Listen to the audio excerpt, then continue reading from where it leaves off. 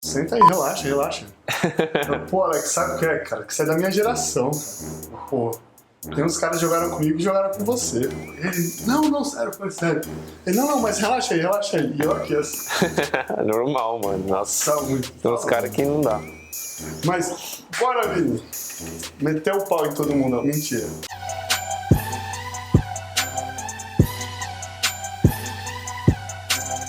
Salve, salve, galera do área. Estamos aqui, olha só quem eu trouxe aqui, ó. Vinícius Guimarães, camisa 23. Esse cara é muito monstro. Aí agora é publicitário. Acabei de ficar sabendo que é o fã número 1 do Iago. Sou fã do Iago já. Todo mundo que me acompanha sabe que eu curto demais o Iago. Acompanho ele desde da base, né? Então, ver o crescimento dele, o que ele pode representar. Você pegou ele já no Palmeiras? Palmeiras. Tá. Palmeiras já, subindo pro Paulistano. Eu fui no primeiro jogo dele no Paulistano, sem querer, que aí ele entra no final, 5 minutos finais contra o Caxias e dá uma assistência que entra pro top 10 da temporada do NBB no primeiro lance dele. E você tava com banner assim, Iago? Ainda não. Você tem aquela cabeça lá que os caras do Paulistano ficavam vendo, você ficava atrás. Cara, se alguém tiver aí, tá assistindo o vídeo, pode me dar aí que eu boto meu... Começa a cabeça lá pro cara, assim, pra ele ter, colocar ali, do lado do computador, quando ele for ficar tweetando lá. Mas, Vini, brigadão, satisfação imensa. Pra quem não sabe, tem uns textos perdidos desse cara lá no ar, então vocês acessem, eu vou deixar o link aí embaixo de alguns. Inclusive tem uma entrevista com o Iago. Tem, pra mim o melhor texto que eu já fiz até hoje foi sobre o Iago, foi esse daí, porque eu fiz todo um perfil dele. E eu agradeço demais o espaço que você me deu no área, que eu comecei no basquete brasileiro no área. Aí, ó. Caraca, velho. Acabou o texto. Acabou o vídeo. Não precisava falar nada. Mas aí, Vini, que a gente tinha conversado, a ideia é a gente bater um papo sobre seleção brasileira. E aí a gente vai falar de tudo que a gente viu, porque a gente acompanhou, querendo ou não, os amistosos de São Paulo fora. Sim. Eu sei que você tem acompanhado muita coisa, porque eu tenho acompanhado o Camisa 23 e vocês publicam muito sobre a seleção brasileira, não só masculina como a feminina. Vocês, inclusive o logo de vocês ficou verde, ponta do PAN. A gente mudou. Deu pra juntar, né? A comemoração do PAN, também a Copa do Mundo agora. Fazer essa cobertura especial aí. Seleção. Acompanha os caras. Camisa 23, que eu não nem vou falar que é 23 por causa do Jordan, porque se fosse antes podia ser... Qual que é o número do Iago mesmo? Iago é 2. Você é camisa 2 agora. Não, que se mudar pra 23, ele entra na capa lá com o Jordan, LeBron. Não vai ter jeito, né? Eu brinco com os caras por causa disso. Poderia ter o Léo Mendes, o Arthur Pecos. Ainda não tem, vamos esperar. Vamos esperar, daqui a pouco. Já coloca o Didi já. Didi, se colocar 23, já era. Coloca o Didi. Já era. Didi. Pronto, então já era. Mas aí, ó, como que... se a gente for parar pra pensar em todos os nomes, assim, tem uma porrada de nome que era convocável desde a preparação e que não foi. Né? E, inclusive, nas últimas semanas, eu soltei um vídeo nessa quarta-feira falando sobre... Quarta passada, né? Falando sobre a seleção brasileira, e eu comecei a comentar com o pessoal no Instagram, perguntando, mas, tem tal cara, inclusive eu sou muito fã do Scott Machado, acompanho o Scott Machado desde o draft, fiquei felizão dele participar das listas, e não dá. Tem algum nome, assim, que você queria que estivesse, pelo menos nas preparações? Cara, eu acho que, assim, essa questão dos armadores é muito pertinente, por quê? Porque, normalmente, numa lista de 12 convocados, você sempre vai ter 3 armadores. O titular, o cara que vai ser o reserva, e o terceiro ali que pode entrar se alguma coisa acontecer, se tiver alguma situação diferente no jogo, ou se algum dos dois machucar. Então sempre tem 3, normalmente 3. Só que na pré-convocação ele só lançou 3. Então ele, na minha opinião, ele tirou toda a competitividade que poderia ter naquela posição, porque os 3 já estavam garantidos. Que é o Huertas... O Rafa Luz e o Iago. Exatamente. Eu acho que até por uma questão de competição saudável mesmo, de puxar mais os caras na pré-convocação, no período de preparação, ter pelo menos mais um ou mais 2. E aí eu vejo que o Scott Machado poderia ser um desses caras, assim como o Arthur Pecos, que na última janela das eliminatórias ele jogou. Eu não achei que o Scott Machado aproveitou as oportunidades que ele teve, sinceramente. Eu também, me deixou a desejar um pouquinho. Sim. Eu vi os jogos em São Paulo, esperava um pouco. Na primeira janela que ele foi convocado, eu acho que nem foi culpa dele, porque o Petrovic colocou ele na posição 2, junto com, eu acho que era ele e Iago. Eu não gosto muito dessa formação, dois caras muito finalizadores ali pra posição de armador, enfim. Eu gosto mais dele com a bola na mão, pra cadenciar o jogo. E aí em São Paulo, quando jogou contra a República Dominicana e Canadá, ele teve essa oportunidade e aí não correspondeu mesmo. Mas, por tudo que ele mostrou na D-League, eu acho que ele merecia. Sim. Eu acho que ele merecia. Pelo amor de Deus, merecia. E nas alas, falando dos armadores ainda, sempre tem os nomes que são destaque do NBB e não estão na lista, assim. Não só pensando nos destaques, tem algum nome que você sentiu falta de pelo menos ventilarem, assim, olha, eu tô olhando tal jogador. Cara, eu acho que assim, no NBB tem que tomar um cuidado muito grande, porque os armadores que fazem sucesso aqui, dificilmente, se um cara não é um grande potencial que pode dar um passo para a Europa, ele vai ter muita dificuldade para jogar internacionalmente, né? A gente viu o Arthur Pekos, que é muito bom aqui, um cara que controla o jogo, e justamente por ser um jogo muito mais físico internacionalmente, ele ser um cara um pouco com uma estatura um pouco mais baixa para a posição, internacionalmente falando, que aqui no Brasil ele joga tranquilamente, ele já tem um pouco de dificuldade. E o Arthur Pekos é um cara mais forte, um cara que tem um físico bom. Então se você vai pegar, não sei quem você pode estar pensando aí, mas um GG, uns caras que dominam aqui, um Fulvio que já tá mais velho, mas que jogou a Copa América 2 anos atrás, eu acho que esses caras ainda não estão no nível de caras como o Huertas e o Rafa Luz, que já provaram já se provaram lá fora, né? E aí nas alas? Porque a gente tem Leandrinho e Alex, que são nomes que até eles se aposentarem, sim, infelizmente ou felizmente, a gente não tem peça, a gente não consegue pensar de imediato numa peça de reposição. Pô, se você falar do Leandrinho no Franca, que mesmo lesionado, continuava lá entre os cestinhas do elenco. Então, pô, é um cara que nas temporadas que ele jogou no NBB, ele sempre é cestinha. Não tem o que falar do cara. O sim, Alex é o capitãozão, né? O xerife é o dono do vestiário. É o cara que bota a ordem na casa com aquele arremesso bonito. Você falou felizmente e infelizmente. Infelizmente porque a gente vê que não tem uma reposição. Infelizmente é isso, os caras, claro que é muito legal ver essas lendas jogando até os 40 anos de idade, tendo rendimento aqui, mas naturalmente, se fosse para acontecer da maneira certa, eles estariam perdendo espaço agora, né? Sim. Porque chegaria uma nova geração, é um ciclo, né? É um processo. Mas não aconteceu isso, eu acho que a geração de 93 para 97, que era que deveria estar dominando agora, desapontou, né? Decepcionou um pouco. Sim. E agora tá começando a ganhar mais espaço. Lucas Dias, Jorginho, que são dessa geração, os caras estão começando a entrar agora, né? Esperamos que eles possam dar a volta por cima ainda, alguns outros jogadores aí, Cauê Borges também dessa geração, enfim.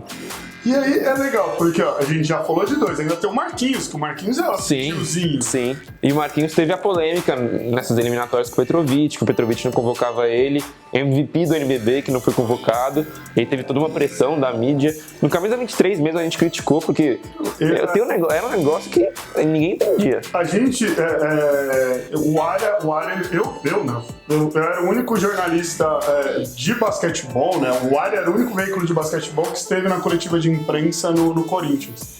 E eu perguntei isso pro Petrovic falando dos nomes do NBB. Até falando, porque a gente tem Jorginho, a gente tem GG, a gente tem o Marquinhos, o Wesley BH, sim, né, que também sim, é um nome que, pelo menos se a gente for parar pra pensar numa lista de 20, por mais que o cara não fique na lista final, assim, não é um nome que nem aparece. E aí eu perguntei, sempre teve essa, eu já tenho o meu nome, já tenho a minha lista e é isso. Ele teve umas declarações bem estranhas aí nesse... Ele foi bem, digamos, polêmico, bem incisivo. Sim. Era isso e ponto, e já era. E aí, o Marquinhos tem essa coisa de não ir, o mesmo com o Caboclo. Sim. E o Caboclo... o Caboclo eu acho que teve um motivo diferente, pelo menos. Que o Marquinhos, ninguém entendia, né? Teve uma polêmica por trás aí, que o Marquinhos pediu dispensa, era um problema familiar dele, ele não poderia ir na primeira janela. E aí o Petrovic não convocou ele pro resto das eliminatórias. O Caboclo teve aquele problema na Copa América, que ele se recusou a jogar e tudo mais. Mas eram duas peças que agora se confirmam que são essenciais para nossa seleção, né? A gente vai falar dos amistosos aí, esses caras, eles vão fechar na posição 4, na minha opinião. Eu acho que eu não lembro a última vez que eu fiquei empolgado com os 4 e os 5 que tem ali. Sim. Essa movimentação que tem no banco. Eu acho que vai ser uma posição 4 que a gente não estava muito acostumado a ver no Brasil. Claro, a gente teve Giovannone, a gente teve Hetzheimer, a gente teve muitos jogadores ali, mas que não eram tão versáteis como o Caboclo e como o Marquinhos pode fazer nessa posição. Jogadores que podem fazer várias funções, tem arremesso, mas bate para dentro também, podem marcar diversos jogadores. Eu gosto bastante do encaixe deles ali. E aí a gente tem ainda nos pivôs, a gente tem o Anderson Varejão, Augusto Lima, Felício e o Caboclo. O Caboclo tá na lista entre os pivôs. O que você acha desses nomes que ficaram na lista final? Eu acho que, assim, a gente pode falar já do corte do Hetzheimer. Na minha opinião, era entre Hetzheimer e Augusto mesmo, né? Porque o Varejão foi o homem de confiança do Petrovic durante todas as eliminatórias. Querendo ou não, assim, também a gente entra nesse mérito de idade e tudo mais, mas com as características de jogo dele, é o único que a gente tem nesse sentido. O cara espaçador de garrafão, o cara que domina o meio da área pintada ali, sim, o reboteiro. É muito técnico, né? Sem falar que eu acho que ele exerce uma função de líder naquele time que é... Sem dúvida, a experiência sim, que o cara tem. Sim. Jogou na Europa, jogou na NBA, jogou no NBB e jogou bem nos 3, sem sombra de dúvida. Sim. E aí o Augusto Lima, que é o cara que, acho que, pra quem não conhece, pra quem não viu ainda, tem o vídeo que, acho que é o mais famoso do Augusto Lima, que é aquele do técnico dele. Sim. Que aí ele tinha lá, o filho ia nascer, ele ganhou dispensa, e todo mundo questiona, e o técnico vai lá e justifica. Tipo, o que você faria se seu filho fosse nascer? Pusfinaliai išvažiuoja žaidėjas vis tiek. O tu turi vaikų. Tai kaip turėsi vaikų, jaunuolį suprasi. Nes čia yra maksimumas, ką žmogus gali patirti. Vau, geras klausimas tikrai. Tu galvoji, krepšinis yra svarbiausia gyvenime? Pusfinalis? O kam jisai yra svarbus? Kuriai? Tu matei kiek žiūrovų? Svarbu? Ar žmogui? Tai tu kaip vaiką pirmą savo pamatysi, tai tu suprasi, kas yra gyvenime svarbiausia. Ateik su manim pašnekėti tada. Nes nieko negali būti didingesnio pasaulyje kaip vaiko gimimas. Patikėk manim. Nei titulai, nei niekas. Augusto Lima yra dabar padangėse ant emocijų. Aš labai džiaugiuosi. A dúvida se era ele ou o Hetzheimer que iam ficar é porque eles têm características diferentes. O Augusto é um cara mais atlético, mais forte, mais físico, que tem uma dominância física no garrafão ali, assim como o Hetzheimer também tem, só que ele tem mais mobilidade, eu acho que na defesa ele pode agregar mais, enquanto o Hetz, ele tem um arremesso dele que, falando de espaçamento, é muito importante hoje, né? Mas aí, como a gente vê já diversas declarações do Petrovic prezando mais pela defesa e por essa versatilidade de poder, o Augusto, por exemplo, ele troca muito bem de marcação no pick and roll e consegue aguentar uns jogadores menores. Eu acho que isso pesou mais para a decisão do Petrovic. Sem falar que assim, o Felício foi um cara que não participou de nenhuma eliminatória, mas é um monstrão, né? Mas também é um cara que fisicamente é um absurdo e o Petrovic valoriza demais isso. E aí a gente tem um nome que também ficou de fora, né, nos pivôs, que tem o JP. Sim. O JP é o cara que tem experiência fora, era destaque aqui, foi atual MVP do NBB. Sim. E aí? Mas a gente tem, porque tinha o Hetz, o JP, o Augusto Lima, digamos que poderiam ser as dúvidas no garrafão. E o JP não aparece nessa lista. É que o JP, na minha opinião, eu já falei isso. Pra mim o JP é um monstro, né? É um cara que é unânime, assim, todo mundo vai ver e vai falar, esse cara mereceu o MVP do NBB, né? Mas assim, principalmente agora na idade dele, eu não vejo como sendo interessante ele ser convocado. Por quê? Porque além do jogo dele, óbvio que cara, 10, 15 anos atrás, isso não faria o mínimo sentido de ser falado, mas o jogo dele hoje não encaixa com o basquete moderno, porque ele é um cara que não arremessa tanto, não tem tanta mobilidade, mas ainda assim, por ele ser tão bom no que ele faz, a bola no poste baixo, a arremesso de média distância, ele domina o NBB. E somado isso, a falta de mobilidade dele, é um cara mais pesado, internacionalmente falando, eu não acho tão interessante. Porque a gente pode ver, Varejão e Felício e Augusto Lima são caras muito mais rápidos, mais ágeis que o JP, e que eu acho que conseguem se recompor melhor na defesa. E aí, como eu já falei, o Petrovic tem olhos muito atentos para a defesa. Sem dúvida, sem dúvida. Aí beleza, a gente teve lá o fiasco, né, que foi a parte da preparação em São Paulo, com os amistosos aqui, com aquelas derrotas que ninguém... Que preocupou muito, né? Muito. E aí, que ainda as derrotas vieram depois da polêmica, com as declarações polêmicas, né, do Petrovic. Mas beleza, conquistamos as vagas. Aí teve os treinos, que agora são 26 dias de treinamento, não é isso? 26, 27. Os amistosos aqui, o que você achou? Cara, eu fiquei muito preocupado porque assim, a gente perdeu pro Canadá lá quando o Canadá tava melhor. Porque era um período que eles não tava tendo temporada, né? Tanto da NBA, eu acho que foi em setembro esse amistoso, ou outubro, assim, mas tanto da NBA quanto da D-League, então tinham jogadores bons lá, Europa também, então era um time mais reforçado. Mas quando foi aqui, foi o que, dezembro aqui? Foi. Quando foi aqui, eles estavam totalmente desfalcados. Eles estavam com um time ruim.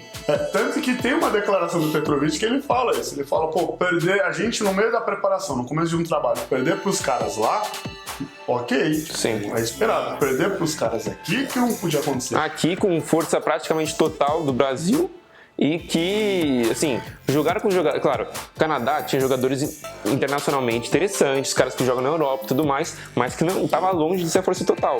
Agora, eu não lembro agora o nome do 4 deles que destruiu a gente, um branquelo lá, mas que deixou claro a nossa Coloca aí a nossa deficiência na posição 4, que foi um negócio que aí ele foi atrás em relação ao Caboclo, Marquinhos, porque ele foi com 2 pivôs mais altos, né? Eu acho que foi o Augusto que marcou ele mais, o Marquinhos também tentou, mas não tinha jeito. O cara tinha muita mobilidade, tinha arremesso de fora, e aí o Brasil não conseguiu marcá-lo. E ali, essa coisa de ter um 4 móvel para sair do poste baixo e subir para a linha dos 3, sim, é o papel que o Caboclo exatamente vai fazer. Por isso que o Caboclo é tão importante assim. Sim.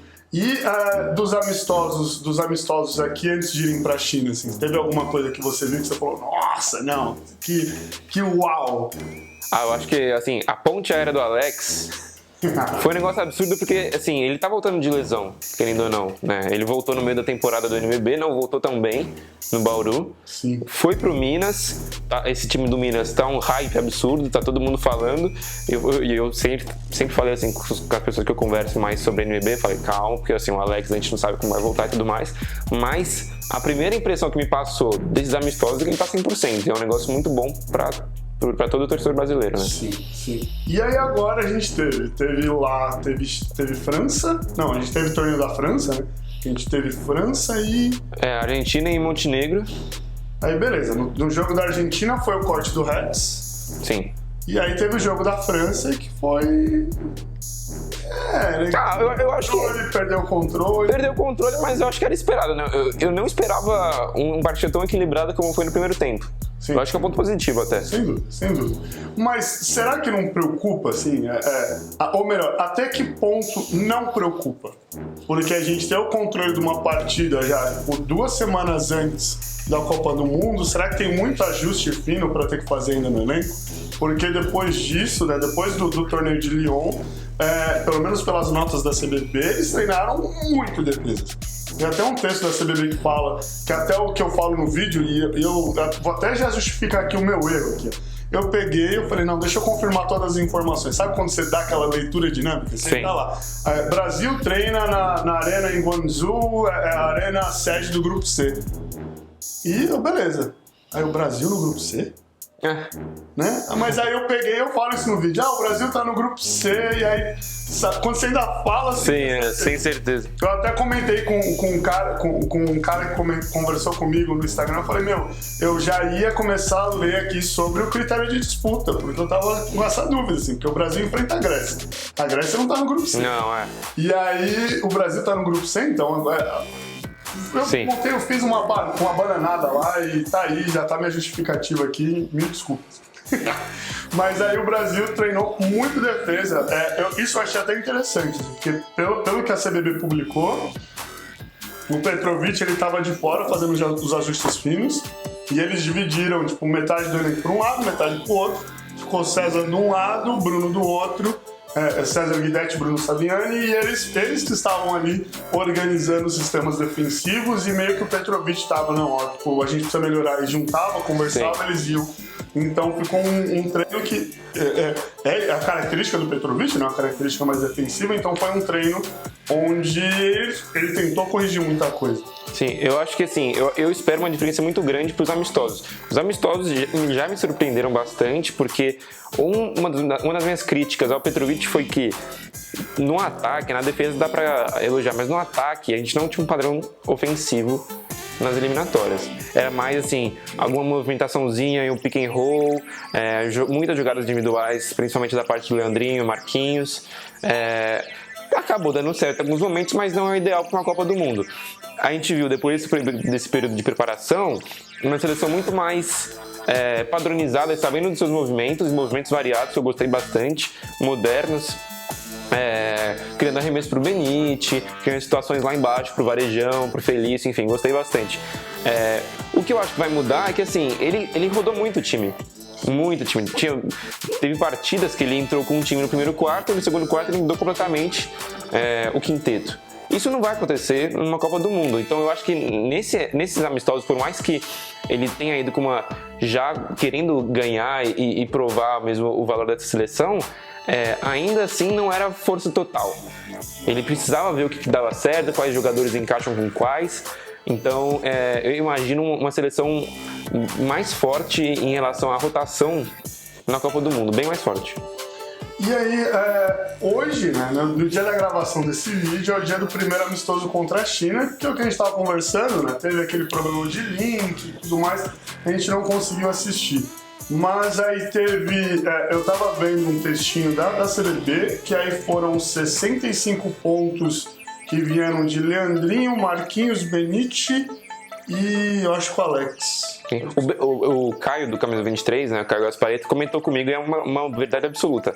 É incrível como o Benite está consistente pela seleção brasileira. Cara, todo jogo é 15, 20 pontos, se eu não me engano foram 20 agora, mas enfim, ele tá 20, 19, 18 nos últimos amistosos. Ele tá muito bem, matando muita bola. 2/3 da pontuação saiu desse quarteto. Sim. E no amistoso contra a Argentina, que no finalzinho foi ele que fechou o jogo. Sim. Era bola só nele e ele tava correspondendo. E assim, é muito interessante ver isso, por quê? Porque ele é o nosso chutador principal. É o cara que vai matar a bola, que precisa espaçar o jogo pra gente. E o Benite, que eu acho que o Benite tem uns 30 anos há 20 anos. Ele, pra mim, os caras falam, não, o Benite é novo. É que o cara desde sempre joga igual um veterano, né? Joga igual um veterano, aí depois quando deixou a barba, pronto. Exatamente. 50 anos. E agora? Começa sexta-feira, o Brasil joga... Começa dia 31, começa a Copa do Mundo, o Brasil joga no dia 1º contra a Nova Zelândia. Você tem alguma ressalva quanto ao grupo? O grupo, eu acho que assim, na verdade, eu acho que dá pra expandir um pouco e falar das duas primeiras fases, porque são dois grupos, né? O pessoal tem que entender isso. Quando classifica do primeiro grupo, a gente vai pra um outro grupo, que aí sim classifica pro mata-mata. Então, o grande problema é que, mesmo se o Brasil fizer uma campanha sensacional, nas quartas de final, se fizer uma campanha sensacional, nas quartas de final vai pegar a França. Provavelmente. Aí essa é a parte boa. Mas eu vou falar pra você um negócio assim. Eu me preocupo com as derrotas porque eu não gosto quando a gente perde o controle do jogo. Sim. Pensando como técnico.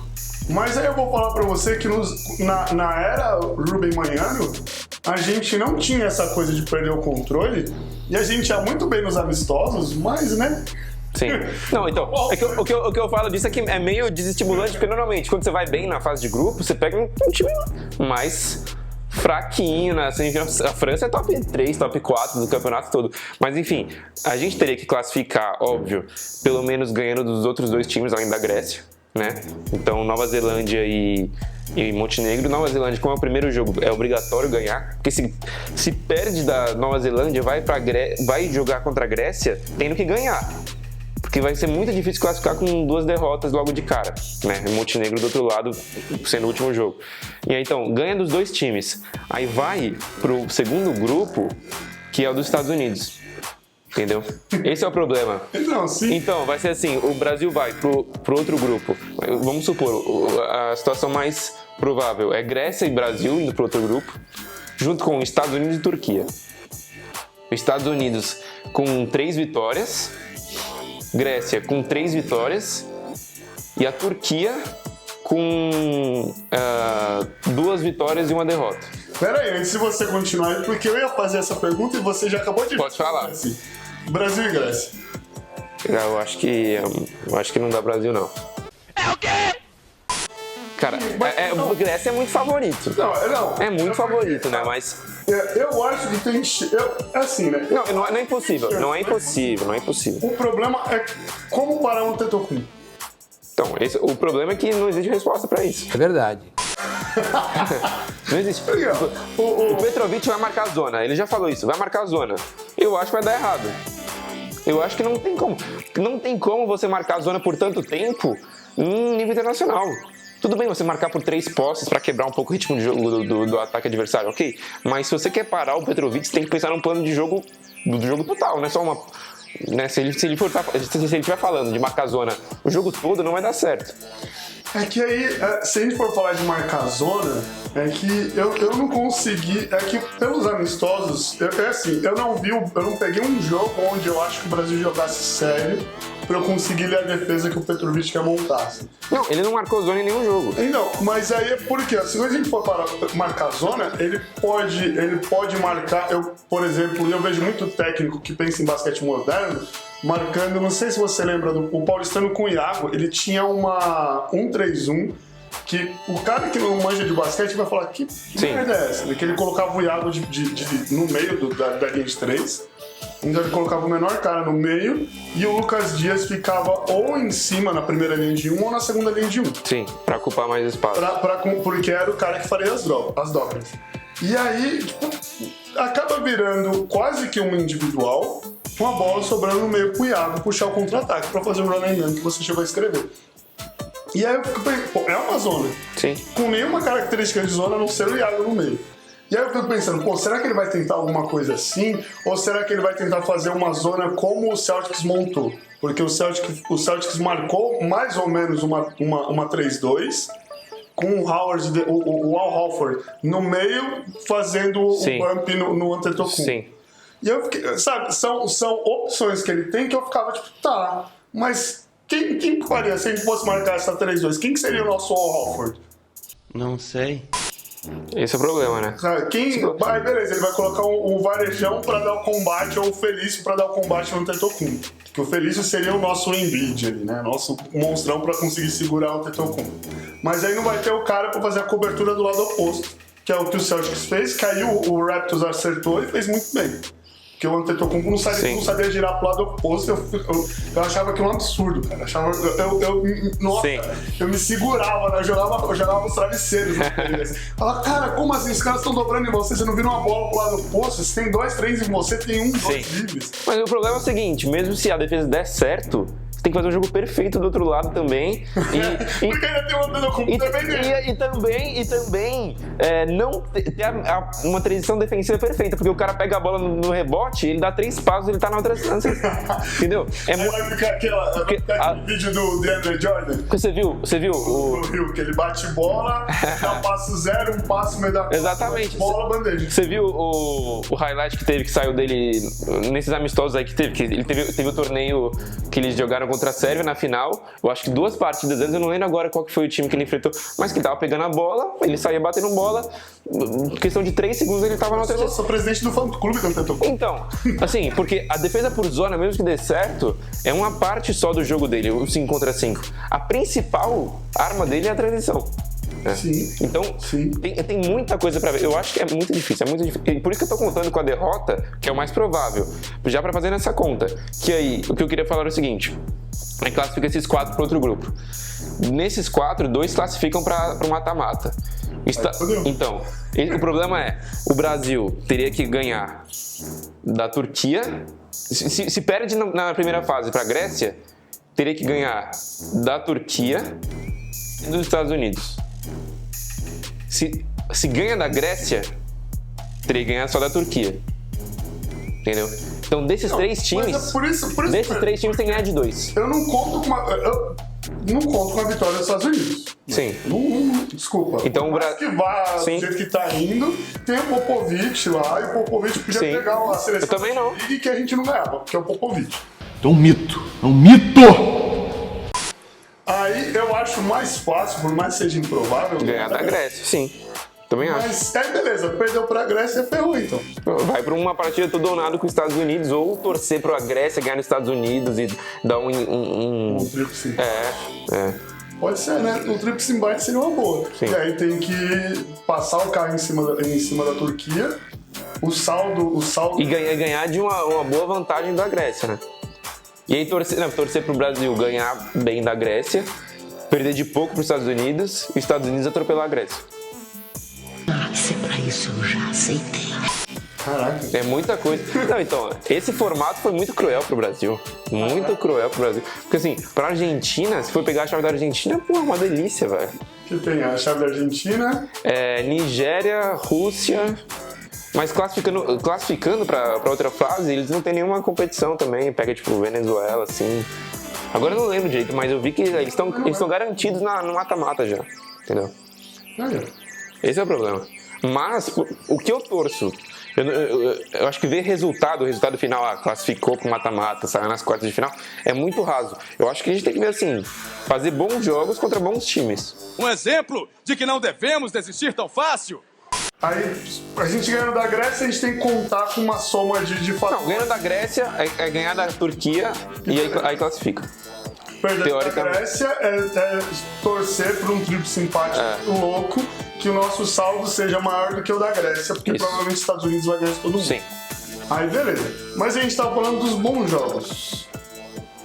Aí agora fica aquela questão assim, que é o Brasil, no basquete masculino, a gente carece de um título de expressão há muito tempo. Sim. Até quando, nesse ponto, só o bom jogo seria o suficiente? Eu acho que na Copa do Mundo o bom jogo é o suficiente, mas em campeonatos que a gente tem condição de chegar, por exemplo, a Copa América. A Copa América, o que aconteceu? O que eu concordei com a CBB.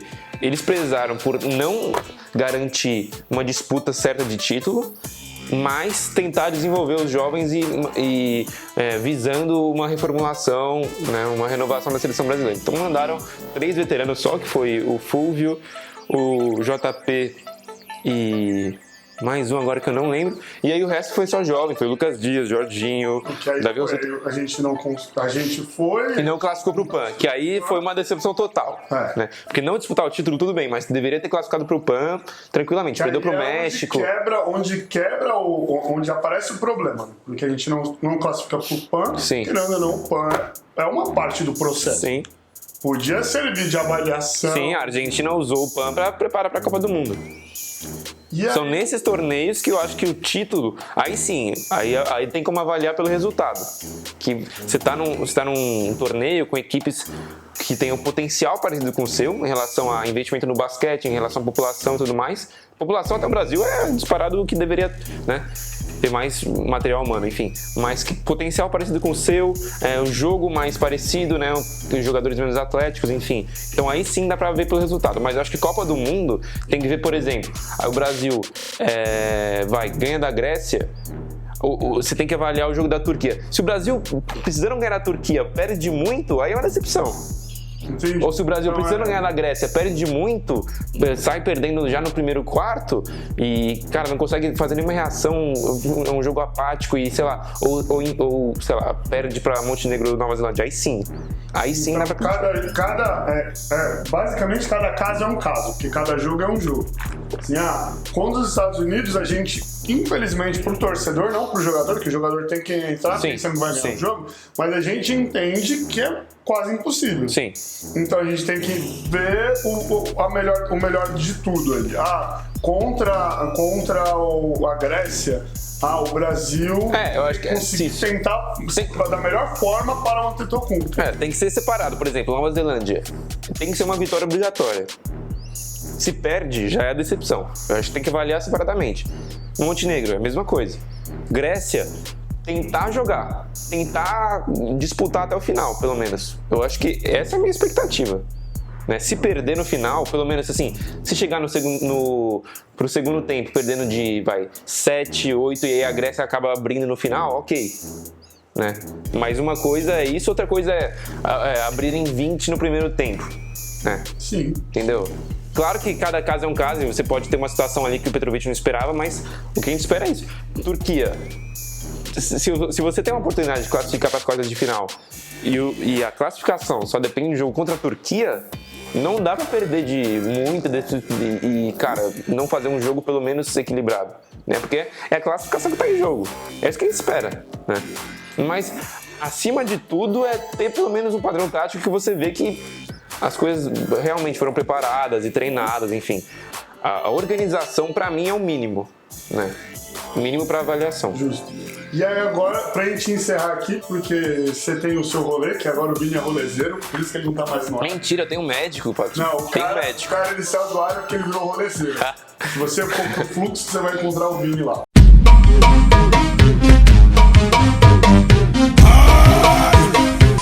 Ai, a verdade é essa, a verdade seja dita. Vini rolezeiro, hashtag Vini rolezeiro agora. Mas ó, polêmica do vídeo, hein? Brasil perdeu a Copa do Mundo, Petrovic cai? Acho que depende de como perdeu. Depende muito, assim, não de como perdeu, não de onde perdeu, mas se for, depende de como o time jogou. A gente sabe que é difícil, mas aí pensando no melhor dos resultados, que é aquilo, perdeu lá para os Estados Unidos, mas fez um jogo bom.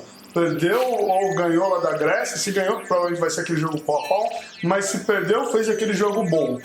E aí, mas mesmo assim, não classificou, não Sim. foi e tal. Petrovic cai. Acho que é muito difícil falar, mas assim, eu acho que ele tem uma boa chance de ficar. Eu acho que a CBB confia muito nele e ele mostrou bons jogos recentemente. Eu gostei. Eu acho que ele agregou, sim, em alguns aspectos para a seleção, para a cultura de basquete aqui, mas a gente sabe também, é verdade, isso pouca gente fala, existe um movimento muito grande contra o Petrovic de aceitação. Mentira! Sem dúvida. Existem técnicos que realmente não gostam, pessoas, tanto no profissional quanto na base, que olham feio, tanto pelas declarações dele também, que foram polêmicas pra caramba, ele colocando culpa no NBB por um monte de coisa que eu não concordo, um dos exemplos é esse. Então existe sim essa oposição. Ele mesmo já falou que em algum momento ele sairia para dar lugar a um técnico brasileiro. Ele falou que esse seria o ideal. Agora, não sei quando.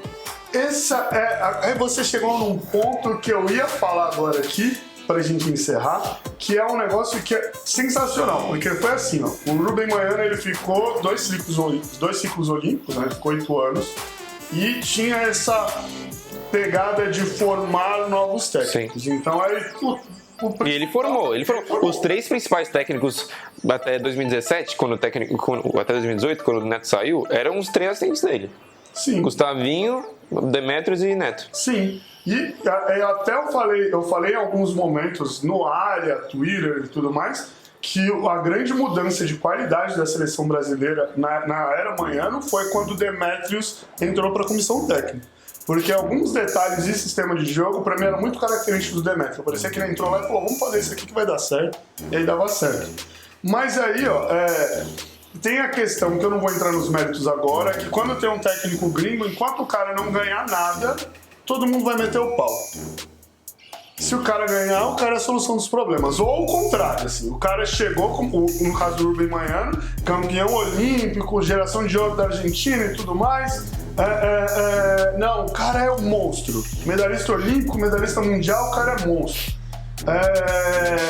O cara é a solução dos nossos problemas. O Brasil perdeu o Rio 2016, o cara é o pior técnico do mundo. Sim. E aí é muito engraçado, porque eu, como técnico, eu vou nos congressos dessas coisas, sempre tem alguém metendo um pau nele. Desde de cara que era da comissão técnica ou técnicos que Sim. faziam os cursos e tudo mais. Então a gente tem esse problema, assim, essa falta de conexão. E aí o Neto, que era teoricamente para ser o técnico da seleção brasileira masculina... Eu acho que é muito da oposição ao Petrovic parte disso. Porque a CBB coloca o Rubem Manhã, um cara com história, para preparar os técnicos. E realmente mudou, eu já ouvi isso de muita gente, que mudou mesmo a filosofia, profissionalismo, enfim. E a gente, depois da demissão dele, tem técnicos com total capacidade de assumir a seleção brasileira aqui. Pra mim, o Neto em primeiro lugar, que ganhou tudo. Assim, como que você não o cara ganhou tudo que ele poderia ganhar. Como que você não oferece, nem fala com ele, ninguém falou com ele? Então, tem a história, que aí é um negócio que pra mim não entra na minha cabeça. Tem a história que falam que não conversaram com ele, que não teve uma comunicação, tipo, uma reunião oficial, assim.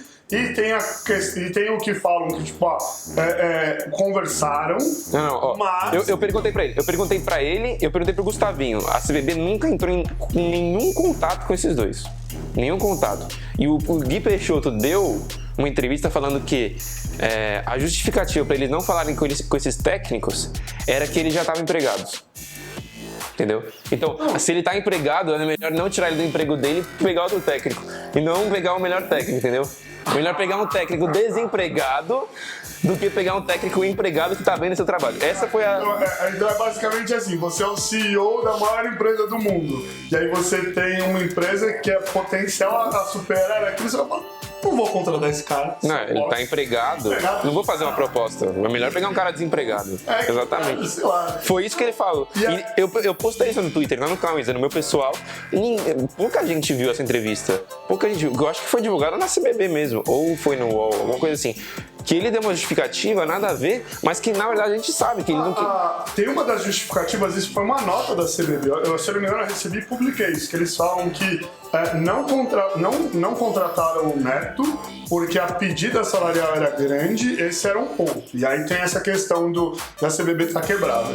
E aí o outro é que eles não queriam, eles queriam cortar qualquer envolvimento com a geração do Rubem. O que é ridículo, né? Muito. Porque assim, você tem que ver o que deu certo, o que deu errado e pegar o que deu certo. Que foram uma das poucas coisas que deu certo são esses técnicos que tiveram uma... E aí, beleza, não tem dinheiro, o que vai fazer? Vamos trazer um técnico gringo. Exatamente. E aí, vamos trazer um técnico gringo e não ter condição de pagar a moradia pra ele aqui, ele fica todo o tempo dele lá na Croácia, né, na Europa, e só vem pra cá pra jogar os jogos.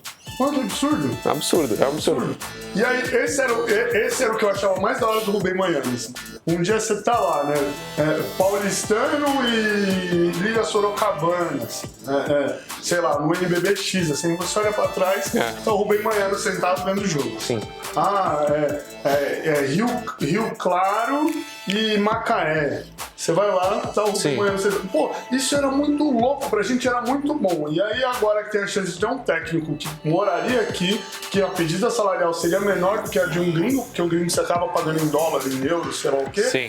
E aí, pô, não vamos. Não faz sentido. Mas enfim, a gente vai falar disso uma outra vez. Vamos marcar. Com certeza. Não, é um assunto que eu gosto muito de falar porque é um dos pontos que tem que criticar e todo mundo tem que saber disso. Sim, né? sim. Por quê? Vamos anotar as pautas aí. A gente tem que fazer um vídeo falando disso pra entender o que aconteceu. A gente tem que fazer um vídeo trazendo a polêmica do Twitter, as últimas discussões do Twitter lá. Da base, sim. Da CBC. É um ponto interessante também. De base. Porque, inclusive, hoje eu tava na federação, falaram pra mim, a gente tá tentando voltar com a seleção paulista. Então, tem assunto, tem assunto. Ótimo assunto. Mas eu vou deixar você vender o seu peixe aí, o Vini Rolezeiro. Vende seu peixe, fala pra todo mundo seguir, onde segue, o que você faz. Se tá solteiro, tá casado. Vini Rolezeiro, esse é o seu momento. Bom, eu escrevo sobre basquete brasileiro, além do Camisa 23, que tá no Twitter, no Instagram, principalmente no Facebook também, mas eu acho que ninguém liga pro Facebook atualmente. O Facebook tá morrendo. Tá morrendo o Facebook. Vamos Não fala isso. 55% dos brasileiros acreditam que o Facebook é a internet. Tá, mas o nosso público de basquete... Eu acho que não é tão assim. O Instagram é a rede social do momento. Então sigam a gente no Instagram e no Twitter também, se você tiver. Eu gosto muito do Twitter. Eu gosto muito mais do Twitter do que... Eu também. Tem dia... Mas é que o Instagram é mais famoso. Sem dúvida. Mas, galera, se vocês não seguem os perfis que falam de basquete no Twitter, vocês estão perdendo muita coisa. Sim. Estão perdendo muita coisa. Foi na quarta que a gente tava falando da CBC. Sem brincadeira, a gente ficou 1h30 discutindo. Tanto que o Felipe, ele veio falar comigo. Eu mandei uma mensagem pro Twitter, no WhatsApp pro Felipe, ele veio, cara, tô aprendendo muito com você.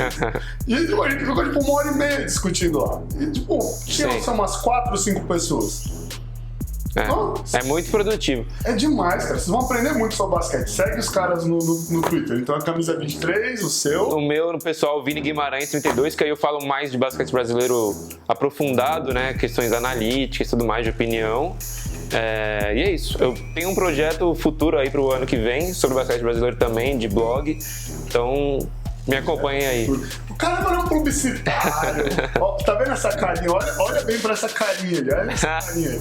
Essa carinha vai ficar muito famosa aí. Que isso. Esse cara que é Se Deus demais. quiser. Esse cara é demais. Obrigadão. Cara, eu que agradeço. Muito monstro, muito monstro. Valeu, velho. Demais.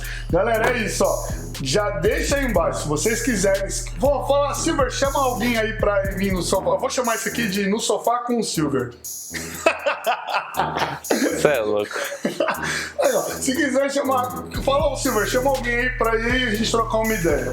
Pode chamar, sugere aí, que aí eu tento entrar em contato, a gente monta essa resenha. Quem sabe disso aqui não virou uma mesa redonda com os influenciadores muito monstros e a gente só discutir algum assunto polêmico de basquetebol, tá certo? Então comenta aí embaixo, não deixa de seguir todo mundo. Eu, o Vini, o Iron, Camisa 23. E é isso.